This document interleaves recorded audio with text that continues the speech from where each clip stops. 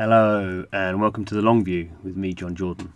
So it's almost come up to 3 years since the release of Star Wars Galaxy of Heroes, which is a game that I've played pretty steadily throughout that time. I mean, there's been a few off and on periods, but I don't know how many hours I've spent playing the game. Not very much kind of in and of a particular day because it's a free-to-play mobile game, so obviously pretty much just going through the daily quests. But I don't know how many 15 minutes I've spent, how many days I've spent playing for 15 minutes. I guess it all adds up. Probably somewhere I can find, if I go into the settings, I can probably find out. Maybe I don't want to find out. But I thought it was kind of interesting. I did write an article about, what point was I going to churn out, and it did get me kind of thinking a little bit about how I approach the games. I thought it'd probably be worth doing a little video, just to kind of try and put my thoughts into some sort of context of actually playing the game. So how do I start playing the game? So I guess probably like most people, I go here and go into quests. So I pretty much go on the daily activities. That's pretty much, it's very rare that I do more than the daily activities. Although what is interesting, as we just saw there, I was just looking through these. So fairly recently there's been this kind of update, and that's the guild stuff. No, I'm pressing the wrong buttons now. But these kind of things have happened. So these kind of these additional quests. So this was the Jedi Knight quest, and it's kind of interesting because obviously when you've been playing a game for a long period of time, like I'm sure quite a lot of people have been playing this game for certainly over a year. It's obviously been pretty successful, and it's quite hard because people tend to I guess get locked into the daily challenges, and that's kind of where you put your focus, and it's very hard to break them out of that and kind of show them maybe what they should be doing. And I guess this is what these are attempts to do. So you can see I haven't done nothing of them. I've kind of had a few goes at them. It's kind of a bit weird, I suppose. I think it's for new players coming in. It's kind of maybe easier, maybe because they kind of have all these kind of options, and it kind of takes them through them logically. Whereas by the time I've been playing this game, these kind of quests weren't in there. They're a fairly late addition, so it's kind of a little bit like, well, why would I kind of start doing this when I kind of know how to play? I just rush through the daily quests. So I think that's quite a difficult sticking point, is to get players who are very ingrained into a certain type of play to move on to something else, which is why I guess playing around with what's in the daily quest is quite interesting, and there's been a bit of that, not very much of it. You can see this one here. So the mod slicing stuff is something that's come in again fairly recently. It's something I have made an effort to try and get involved in, but you can say not too much effort. And maybe just quickly worth going in and having a look at this. So this is my squad. Again, probably good to give an overview of exactly how I play the game, which is odd compared to most players. So actually, when the game first came out, I started playing it and probably played it for about I don't know, maybe 6 months, just generally playing it. And obviously, you have the light and dark side forces. I ended up playing mainly dark side forces. I'm not a big Star Wars fan by any means, and that was just the way it paid out. And I kind of by the end of it, for that period of time, kind of got a little bit bored and kind of thought, I'm going to go back and start again. So actually, I do have 2 accounts. Not that I've logged into the other one for a long period of time. I think I started playing on Android actually, and playing this one on iOS. So this one, I kind of thought I'm going to give myself a kind of a formal restriction that I was basically only going to play as light-sided player. So you can see here, these are my characters. So they're not particularly impressive, if you considering I've been playing this game for 3 years. I've not spent hardly any money in it, so but I've got a lot of kind of, so the character cap is level 85. So I've got quite a lot of, you can see, level 85 characters, level 85, and also maxed out in terms of the stars. So we come down here, we've got it's down here where we get to ones that I've got all the stars for them. So I've basically collected all the shards and leveled them all up, but I've not trained them up, which is what I have to do to get them to level 85. You can see here, which is my first dark-sided character. So I'm going through all these. So this is all light side, that's all light side. Light, light, light, light. Not even going to show, I'm going to recognise the dark one. So there's Darth Vader. I think he's probably, so you can see I've done a little bit of levelling up for him. I haven't really collected all his stars. So you can see here, very heavily light-sided focused, which is kind of fine because it actually means you, at the beginning, you're leveling up quite quickly and you're focusing on a smaller group of characters, because you're basically only focusing on half the characters you got. So that's kind of good. But when you get to actually this level, which I never thought I would get to, it actually becomes quite a restriction, because to kind of get some of the materials you would need to level up your light-sided plays, you actually have to go play through the dark-sided levels, which I haven't really done. And now I can't really be bothered. So I'm kind of stuck on this slightly weird balancing act that I've kind of created. So it's fine. I don't really get upset about it. So that's kind of a big thing. And the other thing I did, which again was odd, to give myself another restriction, is I mainly have a deck of female characters. So you can see they're not all female. So I've got Eth Koth, because I thought he was good against droids. He's been less impressive than I thought he would be, actually. I thought he might be a bit cooler. But anyway, I got in. I played, I played it for a long time with Akbar as my main hero, because I like Akbar. Not that he's a female, but he's a bit different. And then you start with the Jedi Consular, and he's quite useful, so I've leveled him up. But basically, I've tried to play with a female deck, which is why the majority of my characters at the top there are female. I don't think that has a particular impact in the way the game goes. But so going back to what I was trying to do, going back into mods. So I never really understood mods. So I played through all the mod stuff, but never really understood what I was doing. I had a rough go at kind of trying to put together some sort of kind of scheme of what I should do, but wasn't very logical. Didn't really look at any forums or anything. I just kind of had a go, and that was a kind of a big problem for me, because I guess if you want to max out this kind of stuff, this is the whole point of having these different leveling and gearing systems. Is you really want to focus on that. So they're fairly recently. This auto assign came in, so the last couple of months. So that was kind of interesting, and that actually did give me a big boost, because I could just now auto assign, and it basically, my stupid way of equipping these characters became blatantly obvious, and the computer just did it for me. So that was kind of good, and that's why I've been spending a bit of time on that, on this slicing stuff. So slicing stuff is a way of kind of enhancing those mods. So that was kind of interesting. But let's get back to what I was talking about, which is the daily activities. So this is kind of interesting that you kind of rush through these. Some of them you can just kind of rush through and do them. I guess there's been an interesting bit of work going on in terms of the fleet stuff. So again, fleet battles. This one was a fairly new addition, where you basically started to have these fleet battles that were a bit more like, they weren't going into an arena, so playing against someone else's team. It was just more like a kind of the single player mode that you kind of have for the characters. So that was kind of good thing. It got me playing that a little bit more. Ships obviously was an addition. I can't remember. It was about a year and a half in, maybe even longer than that. Maybe 2 years. I can't remember. And ships, kind of, again, like a lot of people, I kind of never really got to grips with ships. So again, because I was playing light-sided characters, the ships I have are mainly light-sided characters. Again, because I've been playing it a lot, they're all kind of pretty much leveled up. The problem I had is I didn't really level up. Couldn't find the shards to level up home on, which was Akbar's.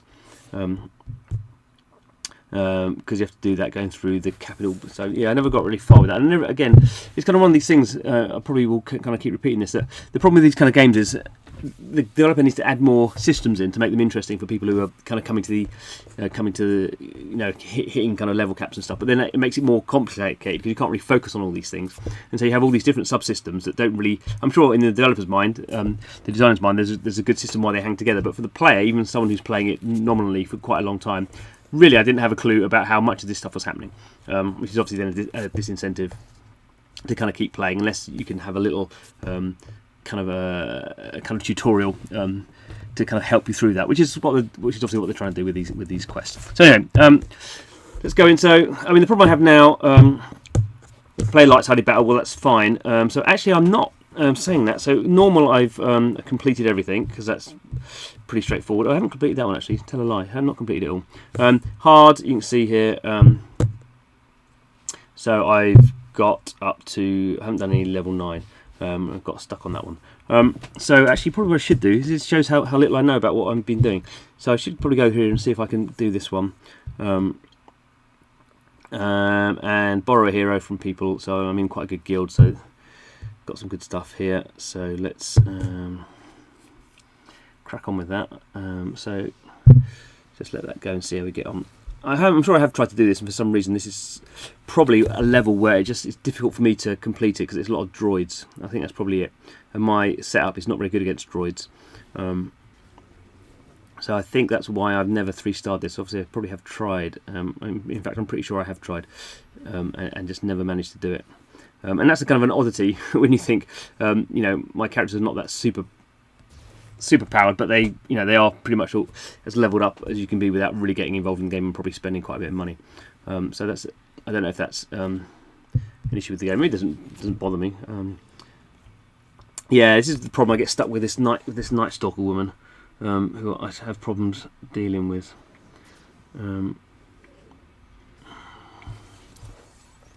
Let's see if Yoda can do it for me this time. And of course, the other problem is to get 3 stars. It means all your characters have to survive. So if just one of your characters goes, which looks like one of them is about to go, unless we get some healing going on here, and I probably maybe I should drop in another healer. That no, yeah, she's gone, isn't she?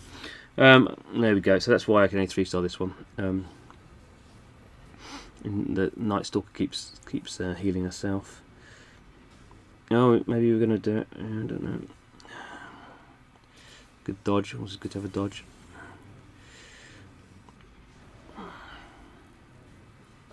Oh, looks like we might do it. Oh no! See, there we go. That's exactly what happens every time, then, isn't it? That she's got enough power to just take out that character. So I'm only going to 2-star again. It doesn't really matter what support character I bring in. So I probably need to go through and probably find find another different character to do that. Blah blah. Can't be bothered. So there we go. So that's why stuck on that one. So I've kind of come to that level, but I have to play 3, so I'm just going to do that to get rid of that. So just going through the daily quests. So I've done 3 light-sided battles. So I have to do 5 hard battles and some dark battles as well. So my dark-sided battles are just embarrassing. So I've not even finished level. So yeah, I've only completed up to level 4. So level 5 is just really patchy. And I'm going to have to do some serious levelling up in order to get through that. And then on the hard side, I'm not even... What am I on there? I have done 4 then. Okay, so... I can't do any more on the hard side because I'm not gone for on the normal side. So let's just get rid of there. Sim these. So in this sense, I'm just doing these to complete the daily quest rather than actually going for any of the rewards. So obviously when you're starting out, you're kind of looking to see what rewards you want to get to level up characters. So go into here. So this again is something that is now really quite confusing for me. So obviously as the game goes on, there's more and more of these kind of data card sets, which is all about monetization, which is fine. Don't worry about it, it's in Swedish. For some reason in the Swedish App Store, because I think I was playing another game that was soft launched in Sweden. So we have all these kind of things. As I say, none of this stuff really matters to me very much because I don't play dark-sided characters. So these are the only ones that I guess I would care about, but I don't spend money. So all those bundles, yeah, really don't care. So I'm all the way down here on the free ones, which I guess a lot of people do, and I mean, they're not useless, but at this stage, obviously, you tend to get very... when you're starting out, you actually get some quite good rewards here. But at this stage, it's just something to almost endure as quickly as possible. Just to say you've done it. And most of these are just going to be wasted.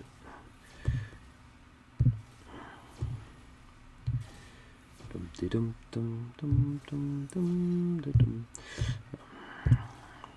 don't know whether it would be a good option at this point, because I don't know, I think when it's to a certain level, do you really care about getting these rewards? Could you just have an option where you just go get them all?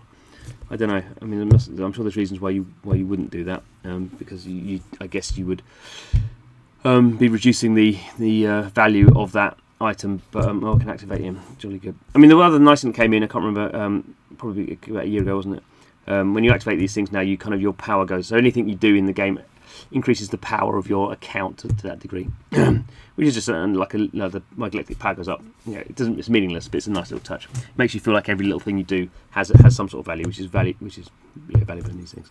So a similar thing for delivery of weights. I've now spent a lot of time looking through all these different shipments. Sometimes I look at more than others, so convert her out. But really. If you want to go fast, you basically always have loads of these currency.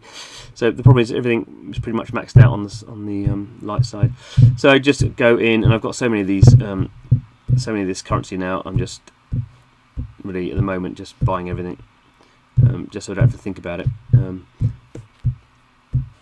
So, and I guess that's kind of my wider issue is now the way I play this game. This is not a problem with the game; it's just a problem with the psychology. Is I just basically let's just get through this as quickly as possible, which obviously isn't making me really optimize what I'm doing. Again, interesting here. So I hate playing tanks. So surprisingly, in this gear challenge, I just never got very far with it, or not that I didn't get very far with it. I never completed it because I hate tanks. I think tanks are the most boring character class.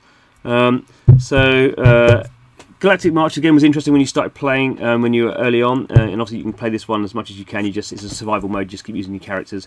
But when it comes to at this stage, I think it's been rebalanced a few times. So I have completed Galactic Wars when I had a much lower kind of class of characters, but haven't completed it for a long time now. And now it's just basically a case of I had to complete one of these a day to complete the daily challenge. So it's just a case of set it off and off we go. And I guess that is the difficult thing. Is I mean, I guess at some point you would kind of want the daily challenges to be some sort of to be reactive to the level of the character. I don't know how much that would break the game, but if you're a high level character, if you're a high level player, you kind of don't. There's some things you're going to do in a daily challenge thing that are going to be boring, and you just do to do them. But some of the things, the galactic, the galactic battles I just found really had no value at all to me, which maybe that I wasn't looking into enough about the rewards, or maybe they're just not so interesting for level 85 characters. Obviously, the other thing, it's been level 85 for a long time. I guess it's a big issue to increase the character caps, which is why it doesn't happen all the time. I'm sure there's lots of reasons for why that would happen. I'm not going to run through those ones. So the fleet battles, I did spend a bit of time on this. At the moment, I'm not really. So I'm just multi-simming everything. And again, I'm not multi-simming really to get any rewards. I'm just doing it to say I've done it. Challenges. So these ones are interesting because these ones obviously have different days that they're on. So I want the Akbar ones, but I can't really get any further than I've got. So I'm just going through. So mod battles. So I did start doing a bit more about mod battles, but now you have mod challenges and mod battles. I didn't get very far actually with the new mod battles. I've kind of been struggling with those. Although I guess I'm on number 8. So again, this is kind of something where I should be looking at to think what are the rewards, but these are kind of quite low level rewards. So again, just it's awful. I'm sure it'd be terrible to be a game developer and see this guy's been playing this game for 3 years and he knows about as much as a 2-year-old about how it all works. But that's the way it goes. And again, here Cantina battles.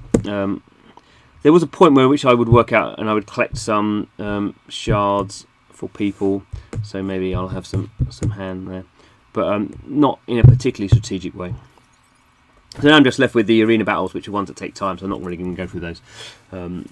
So that's that. Let's go through the daily things, so I can kind of storm through those. Okay. I don't really look at events at all. I'm not really like. I guess the difficult thing with these kind of games is it actually needs to be, what do I really care about in this game? So what I do, I do care about these characters, and can I find these? Can I find gear items, which is now pretty much impossible for me. So these are all in. So these ones are all in guild battles. So territory battle or guild battle. So, and as soon as there's one of those things that you can't get, then basically I can't do any of these. Obviously you can request them. So I'm kind of stuck really on all those characters because I can't really do a lot of work. It's kind of annoying when you have just one left. Let's have a look and see. Why am I stuck on this one? So I could request it. It's a fleet battle. So I could probably do that actually. There's actually quite a lot of different ones I can sim on that, so I probably need to look into that a bit more. I guess the other kind of thing that would be really, really interesting, and I guess this is kind of where monetization comes in, that probably this is the thing where you would want to monetize it. If I did want to, say, get one of these characters, and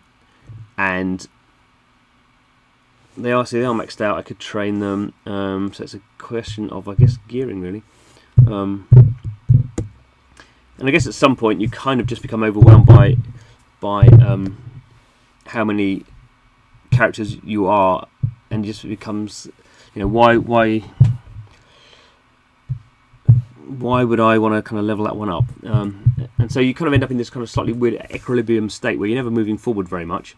And even though there's kind of a lot of possibilities, because there's so many possibilities, the game never focuses you, or you never focus in on the kind of obvious low-hanging fruit that you would need to do, and go, oh right, well, if I did this stuff, then I'm sure there is stuff I can do, as we can just see, as I just looked at that character, and I could, it looks like I can. This one I can't find. I'm pretty sure that I'd already had a look here. No, I can Sydney's as well. I don't know why I haven't done that. Okay, so going through all this, blah blah blah. And so guild. So the guilds is definitely the reason I've been playing for 3 years. So I was invited into a guild. It's actually a guild with a whole bunch of game developers, and I'm actually rubbish in this guild. So daily raid tickets. So they all do. Oh, see, I've not done too badly today with daily raid tickets. But if we look at daily raid tickets lifetime, I mean, I wasn't there at the beginning. And where am I? Am I better than I think I am? So I'm there. It's not awful. The interesting one's the power, isn't it? Marina power. So you kind of see that your top guy, and he's on 114,600, and then you kind of find yourself, and you find yourself, and there you are, right down the bottom. Yeah, dear. But not right at the very bottom. But yeah. Yeah, it's not so good. So actually, where do I find my calling here? So there we go. I am the lifetime. I've donated the most lifetime by quite a bit. So there we go. That's where I find my little pleasurable experience. So I always go in and donate these, which again is probably not what I should be doing. I don't even bother whether to see whether they're useful to me or not. I just go through and donate them all. So I should get a little badge, surely, shouldn't I, for being the most charitable player in my guild. And in general. Yeah, I've never really... The raids I kind of can get, although I'm not a high level enough player to really have much impact. I never really got into the grips with these. And obviously, I'm a terrible... I can't really play the Crush Rebellion because I don't have any dark-sided players. So I'm not very useful from that point of view. So I guess a lot of the problems I have with the game, not problems, a lot of the scenario where I find myself in the game is because I'm playing the game from an odd way.